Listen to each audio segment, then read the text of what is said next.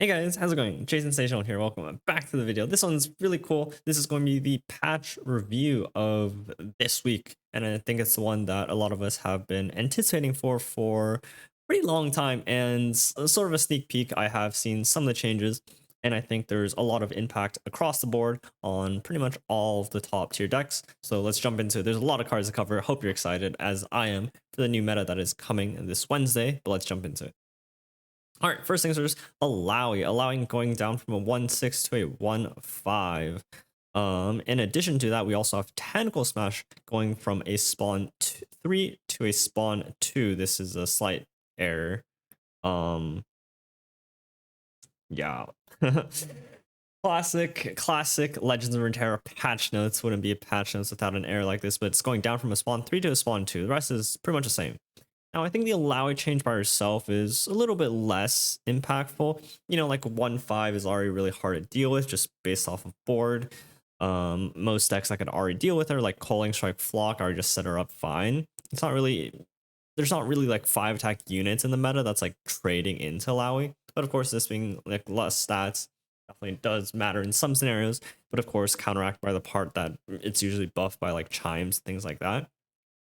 So I think the health takeoff on allow is less impactful than something like Tentacle Smash, which is getting insanely nerfed here, going down from a spawn 3 to a spawn 2. It's really big, especially in a lot of decks that purely just splash Tentacle Smash in their deck as a sort of way to just like generate a 3-1 and kill like a 2 attack unit. Now, you can't really play this outside of specific allowy decks or spawn decks because only summoning 2 to deal 2 is basically a mystic shot, and if you have to kill something that has less than 2 power, or you have to play like another spawn card first, it definitely doesn't really fit the cost. So Tentacle Smash being nerfed is probably the biggest nerf that allowy has been getting, and there's a few changes to Bard later that I think we'll be covering as well. So let's jump into the next ones. Karma is getting a little bit of a buff. Not really something I expected. This is probably less. This is like the minor changes, the ones that you hope make a champion like Karma playable.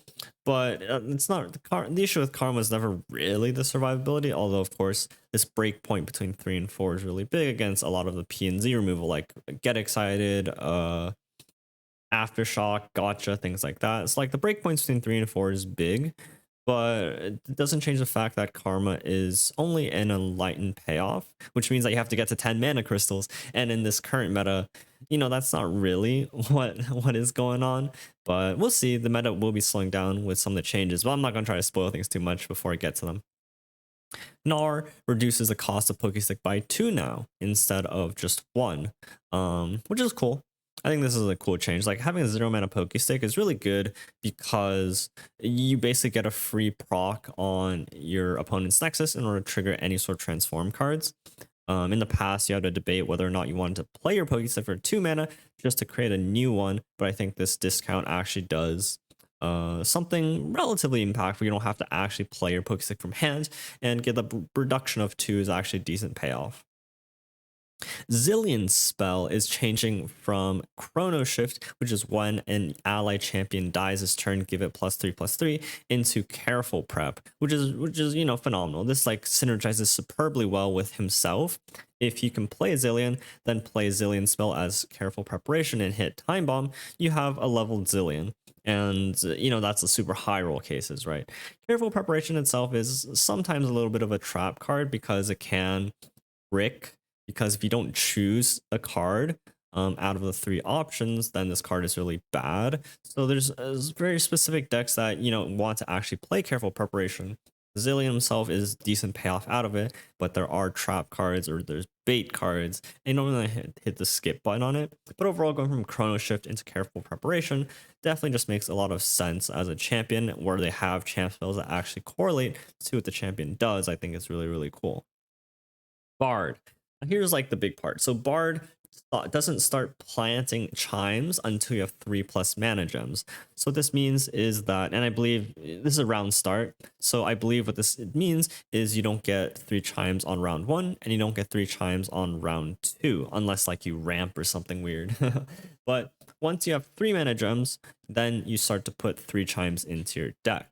Now, this doesn't really impact something like a Beard or a Esmus, but the fact that you're not hitting that early chime on a 1-drop or a 2-drop is really impactful, I would say, because a lot of the issues with Bard was when they dropped like a 2-mana 3/3 or like a 2-mana 3/4 or like a 3-mana 4/4 on curve, and a lot of decks just couldn't really deal with it, and then that's how they like snowballed their advantage.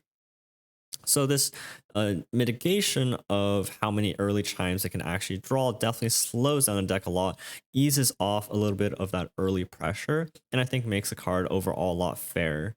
Now, as a supplement, they have buffed Cosmic Binding to plant 6 chimes and 3 chimes, which I think, this card is actually pretty decent as far as things go. Given the fact that Runeterran champs just struggle with spells overall, having a little bit of a utility spell like Cosmic Binding, I think it was actually serving the deck pretty okay. Despite it not really seeing that much play, I still think the card was like pretty okay. And so I could see this card coming back in if Bard is still sticking around, but we'll see. I don't really have a very good read of where Bard's power level is gonna fall after this, but we'll have to see. And next, Kaisa. What?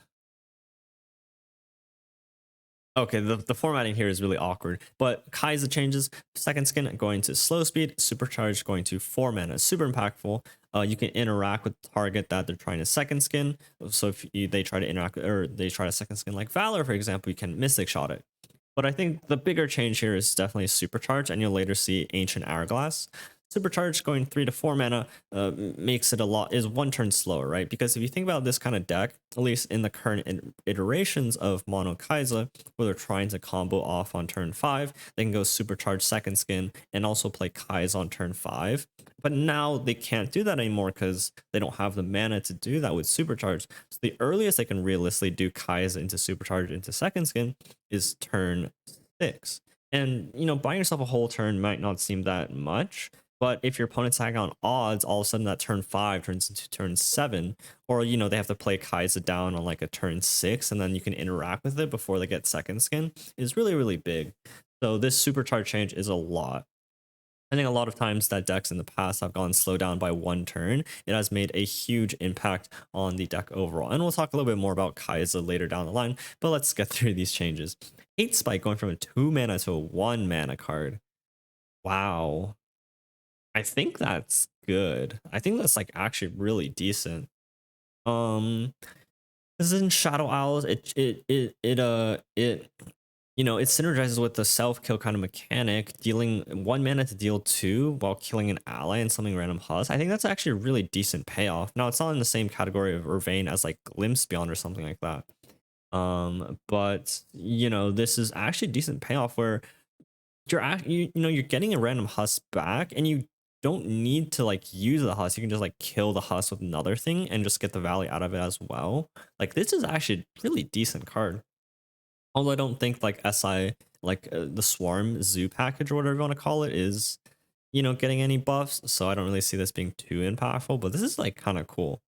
Harsh Winds 6 to 5. Ooh, I mean, that's big. That's really big because you can like play 2 of them on with 10 mana. You can play like Harsh Winds into Flash Freeze on 8 mana. Like, a lot of like, this is more efficient than Flash Freezing 2 units, right? And I think it was a lot of the reasons why Harsh Winds was like sort of like in and out of decks depending on the meta. And mana points really matter. And I could see this being pretty frustrating. We'll have to see where this Field Rush kind of stands. But this no longer synergizes things like Pharaoh's Finance or like Jace or whatever. But I think that's much less important than the implications of this being like a really good control tool now against some of the more mid-rangey decks. Because like, these mana points really matter. Blighted Ravine no longer goes or no longer deals damage to either Nexus, and it only heals 2. Which is good because Ravine being like a pseudo burn card was kind of insane, because at least the deck that really cared about it being Thralls not only damage your board so that their Thralls could deal more damage, but they're swinging for like 16, and then their break points are like 4-2 damage, and they can get there with Ice Shards and Ravines, which made it just very, very frustrating to play against. And this change is definitely very impactful. But speaking of thralls, Frozen Thrall countdown 8 to a countdown 9. Whew. I like this direction a lot more in the Blight Ravine change than their previous changes with like promising futures. Now I don't think anybody expected that the change to promising futures just wouldn't affect thralls at all, pretty much. But Frozen Thrall going from 8 to 9 definitely matters. Like again, we talked about this one turn kind of difference. Like maybe on turn 5 attack they can't do the 2-3 thrall kind of combo with like Talia and things like that. And this falls in the same vein where decks are being slowed down by a turn, maybe even 2, depending on what turn they have the attack token. And a lot of times, if the Thrall comes out on your opponent's turn and they can interact meaningfully with it, then that's actually really, really bad for the Thrall player because they want the Thralls to come out at focus speed on their attack turn. And now, Thralls is pretty flexible in how fast it can play because, you know, they have the Draculorn Inquisitor card that allows them to sort of set things up a little bit slower.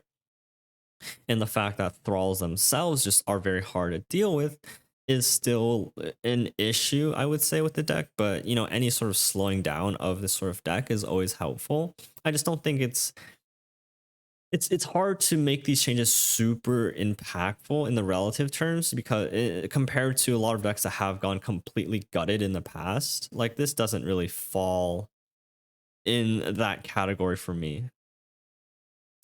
Boom Baboon to a 2-1, and then Station Archivist shuffles afterwards. Now they didn't nerf the stats here as we maybe expected.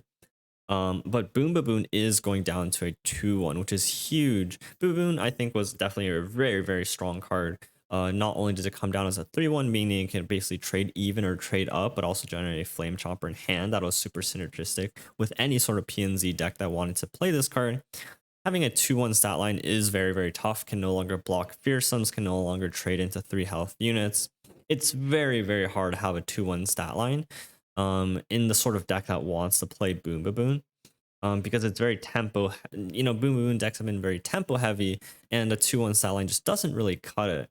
So I'm very surprised, or I'm very curious to see where decks fall with Boom Baboon, because, you know, this creating the Flame Chopper in hand is a very powerful effect. But the card itself, I think, is borderline on the playability side. Station Archivist now shuffles your deck after you find a card, which is an interesting change. I don't think this card needed a change like that. I think it was actually pretty useful to have the cards, or at least the spells, knowing which spells you're going to draw. And shuffling those can or can not be detrimental. Like if you whiff on Station Archivist, I'm assuming it'll shuffle, which can be good. Or, you know, if you only hit one spell and then it shuffles your deck, that can be pretty beneficial. But in some cases, if you hit like 3 spells and you kind of want those 3 spells going to the next few turns, then that kind of stings. So it'll be interesting to see how that works. But in their reasoning, it's definitely something more aimed towards the infinite combo decks rather than anything else, which is a little bit unfortunate because Station Archivist was a pretty decent card in decks that wanted its control factor.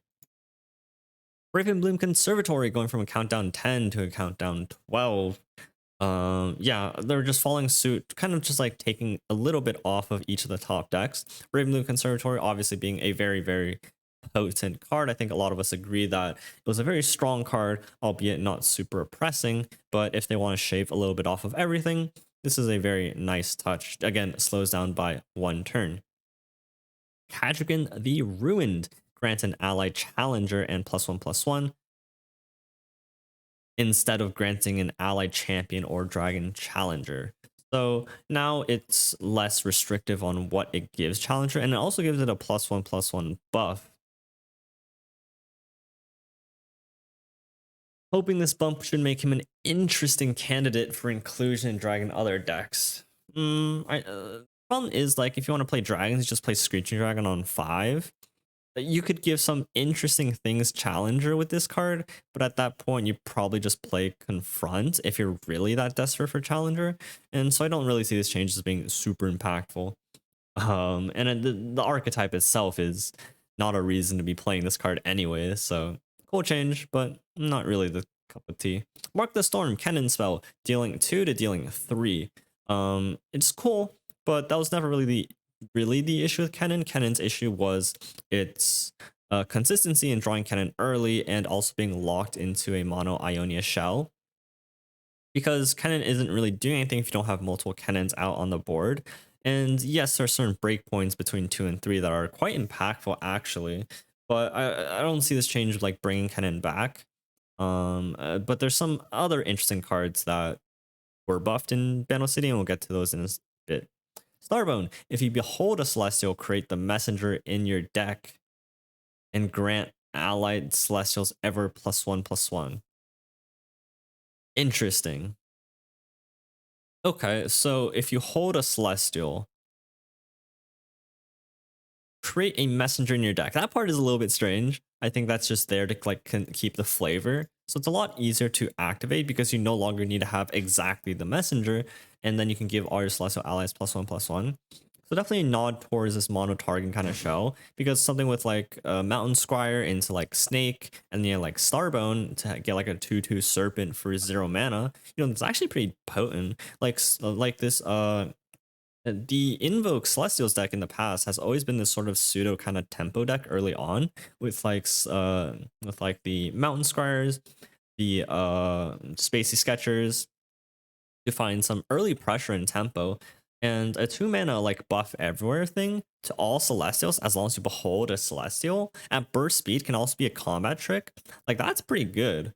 So this might actually be impactful. We'll have to see. Bloody Business now has a reputation clause that costs 2, which is very, very good, I would say. This power level I think is on like the opposite side, or like the flip side of Hourglass, where Hourglass is like a 2 mana protect spell. Now after you activate Reputation, it's a 2 mana removal spell. That probably strikes for, well, yeah, it has been ally of 5 power, so at least 5 damage on a single way strike. Like that's way better than single combat, albeit conditional because you do have to activate Reputation. But for the decks that are willing to play this card, I think this is actually really, really good. So this is going to be an interesting change in the mid-range scene. Star Shaping, going back to 5 mana. Again, not really the issue with Star Shaping right now. It's just too slow of a card, and we have Celestial Align or Celestial Trifecta, which does what this card wants to do, but better. Thunder Fist going to a 3/3 impact, and Masa going from a 5/4 to a 5/5. Now, this doesn't change how you want to play this card, but Mr. Jordan, aka What Am I, aka Mastering Terra member, mentioned that you could just play this deck in like some sort of burn deck, and having a 3 mana 3/3 impact to like level Gangplank could be pretty impactful. And then if you draw 2, the second one is a 5/5. Like that seems pretty okay. So this could have some interesting implications outside of specifically decks that want to like build around this, but having like a 3/3 stat line with impact is probably not bad. And if you can draw a second one and it's a 5/5, it might be pretty decent tempo. Risu going from 1/1 to 1/3, whatever. But Stormcloud now has impact 3 instead of impact 1. This is a little bit more interesting. Now this card just sucks regardless. You don't really play it outside of timelines per se, but impact 3, you play this with timelines, gonna 5-drop and an impact 3 unit. Like that's actually pretty decent. Outside of specifically timelines, I don't really see this card being played as much. This card's more splashable than this card ever will be, but the implication is quite interesting. Dust Battle Dust now works on spells. Just a very nice quality of life change. Yep, exactly what they're saying. Seichan going from a 4/4 to a 4/2. Now, I'm not a huge believer in this being much of a nerf. Some people are saying you can Mystic Shot it, which is fair, but that doesn't really change the fact. Like, if you want to nerf this card, I would nerf the attack of it, because this card being super aggressive in Annie Jin is what makes this card so powerful. And yes, you can maybe remove it now going to the future, but I don't really think that was like the biggest issue. You can always have like a blocker for this, but the issue would be like you just don't really, you're either taking too much damage or you're forcing out some weird blocks. but I don't really see this being as a huge impactful nerf. But Defiant Dance from 4 mana to 5 mana, this is impactful. Azir Irelia is a very, very mana efficient deck, and going from 4 to 5 is definitely going to screw around with a few things. Because having to hold up 5 mana means you're potentially floating 2 mana and losing it, which is quite detrimental to the kind of playstyle the deck wants to be doing. And if you want to commit this, now you're trading a little bit more evenly potentially, or you're using a 5 mana spell on a 4 drop, and now that might feel a little bit worse. So I kind of predict this change. If they're trying to touch Azir Irelia, this is probably the card that's borderline on the more powerful side of things. So definitely one of the more expected changes if they were trying to hit that. Traveler 3/4 to a 4/4 again. It's not really the issue with this sort of invoke style of decks. The issue with Traveler is you have to play a card like Slaughter Priestess in order to find it, and Slaughter Priestess right now is just a bit too slow. I mean, 4/4 is like, oh, sure, that's like cool and all, but so you still have to get there, and getting there is a little bit slow right now. We'll see if the meta slows down with the Kaisa, with the Bard, the Lowy changes. But again, I don't really see this being as the problem. Tweaker going from a 1/2 to a 2/2, so the second time that this card has been buffed. My opinion on this is still bad. The issue with this card is that it's not a 1 mana 1/1. Like yeah, with Mecha Yoros, I think what you really, if you want to play Mecha Yoros, I think you want to level Rumble on his first attack. So you want to set up a board that is like a Mecha Yoro plus Rumble, where their stat lines plus their impact will be able to level Rumble on the swing. And then the next time you attack with Rumble, you know, you're starting to generate value. And you kind of need like a one mana manifest for that. Yes, you can like play Scrap Heap, but like Squeaker is like a really good, would have been like a really good consistency card, but it's just not really there. It's still 2 mana and just very limits. You have to place on 2, you have to find something to play on 3 into Rumble, and then that's gonna very limit your sort of options. Battle City Mayor going from a 2/2 to a 2/3 is still a little bit slow, but if there's any region that can make this work, it's probably Battle City. Yeah, not much to say about this card. But Ancient Hourglass, 2 mana to 3 mana. Now that's impactful. Again, with the same things.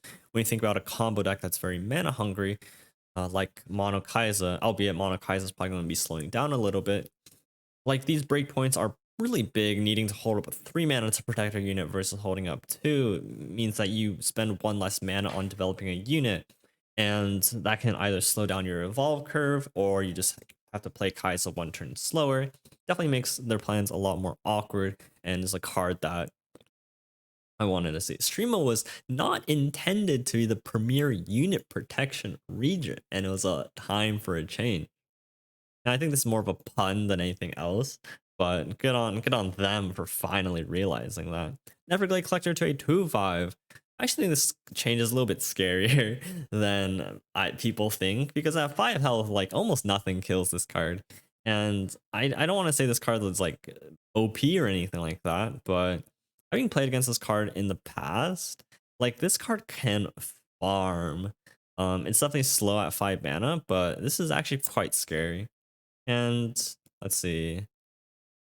Potentially some indirect help for Husks and a much needed bump for Collector in general. Fair enough. Blinding Light no longer has Overwhelm, which is really big. It saves you about 4 health, 3-4 health, and that's a lot. That's all there is. Again, essentially slowing down the kill. Like it's still a very strong card because they still have to either block this card or take 6, and you can still play it as early as like turn 5 potentially. But with cards like Boom Boom being slightly nerfed and Whiting Light no longer have Overwhelm, deck has slowed down a little bit in terms of how much damage output it can put out, which gives, you know, other decks a little bit of chance to catch up. Sabercraft Dragon, 5 to 6 mana. Ooh, this is really big. Because again, when we're talking about slowing combos down by an entire turn or two, like this really hits, because you have to hold up 5-6 mana now to even play this card. If your unit that attached dies and you have to replay this card, you're spending 2 extra mana, and that's really tough. Now I think what the issue here is like the issue was while Papercraft Dragon is an issue, I think the bigger issue with these sort of decks was always Fizz. Like a lot of times, it didn't really matter if you put Papercraft Dragon on anything that wasn't Fizz, because a lot of decks had ways of interacting with it. You could stun it, you could recall it, you could vengeance it, you could do whatever to it. But Fizz always kind of denied that, and while I think this is a very impactful change to the overall Fizz Papercraft Dragon kind of archetypes, the underlying issue is only partially fixed. Battle Bonds going from a 4-cost to a 5-cost spell when it's burst. Now the issue of this card is it's in Targon, and Targon doesn't really want this card. I don't know what kind of Targon deck would play this card, so it's not generatable at 5 mana. It has no synergies with something like Jace or Lux. I don't know about this card, man. Anemone 4/3 to a 4/4. That's cool. Star Maiden Reaver from a 4/5 to a 4/6. That's equally as cool. Twisted Catalyzer from a 2/2 back to a 3/2. That's not very cool. I would like for them to never make Darkness good again. I hate that deck so much. I don't want to play against Darkness. And this, I think Darkness was already sort of like on the cusp as we've been coming to the last couple of weeks or days in the patch. You know, it's definitely held down by the fact that Kaisa exists, but now that decks are becoming a little bit slower and there's not really any decks that are getting faster, Darkness is probably coming back in a very powerful way, so that's something to watch out for, and I think that's a really big pain in the butt. But outside of that, let's see any bug fixes. Oh, the bug fixes. Yo.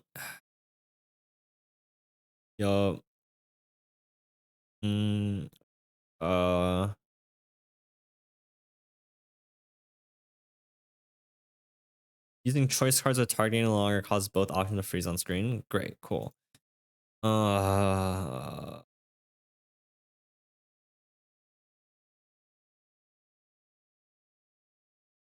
And Kingu Student and Void A-Bomb will now interact with allies as intended.